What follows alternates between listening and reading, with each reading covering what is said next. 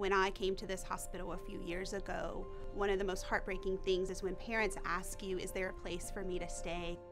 Being in the neonatal intensive care unit is not a normal place, and is a very stressful place, and a Ronald McDonald room will provide that step away from the NICU, but at the same time allow them to be close by.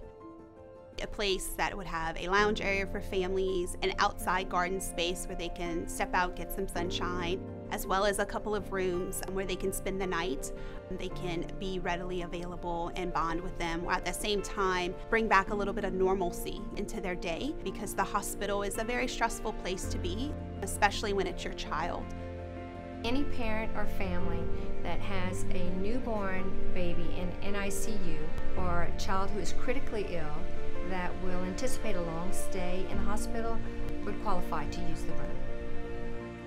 If you have a sick child, it's a big strain, not only emotionally but financially. It gives parents a free place to stay, and it takes that financial burden away, and it leaves them close to their child and helps with the emotional burden as well. But the goal is not to stop here. The goal is to launch us into the next phase of having a Ronald McDonald House on our campus to provide for all of those families. We are really excited to bring this project to Lafayette, and we invite you to be a part of it as well.